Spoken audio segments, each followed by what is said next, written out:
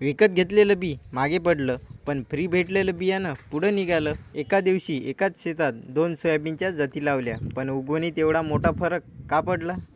नमस्कार मंडळी, तर आपण 28 तारखेला सोयाबीन पेरणी केली होती. तर याच्यामध्ये आपण 2 व्हेरायटीची लागवड केली होती. तर ते म्हणजे एक म्हणजे विगोर कंपनीची 7007 आणि दुसरं म्हणजे महाबीजचं 1460.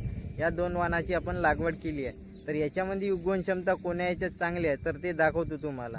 ही आहे विगोर 7007. ही थोडी उशिरा उगवली, काही ठिकाणी गॅप पण दिसत आहे. कदाचित बियाणाच्या क्वालिटीत किंवा जर्मिनेशनचा फरक असू शकतो.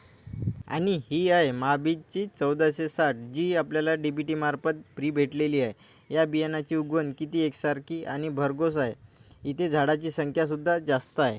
आता प्रश्न पडतो, विकत घेतलेलं बी मागे का पडलं आणि फ्री भेटलेलं इतकं चांगलं कसं उगवलं? हे फक्त बियाणाच्या जातीवर नाही, तर मातीचा ओलावा, जर्मिनेशन आणि वेळेवरही अवलंबून असते. या दोन्ही व्हेरायटी आपण एका दिवशी पेरणी केली आहे, पण याच्यात उगवणीचा फरक तुम्हाला दिसत आहे. फक्त नाव पाहून व्हेरायटी निवडू नका. तुमच्या भागामध्ये कोणती व्हेरायटी चांगली उत्पन्न देते ते बघा. आणि आपण या दोन्ही व्हेरायटीचे अपडेट तुम्हाला देत राहणार आहोत. तर त्यासाठी आपल्या चॅनलला आता सबस्क्राईब करून ठेवा. तुमच्या मते कोणती व्हेरायटी पुढे जाईल, विगोरची 7007 की महाबीजची 1460? कमेंटमध्ये नक्की सांगा.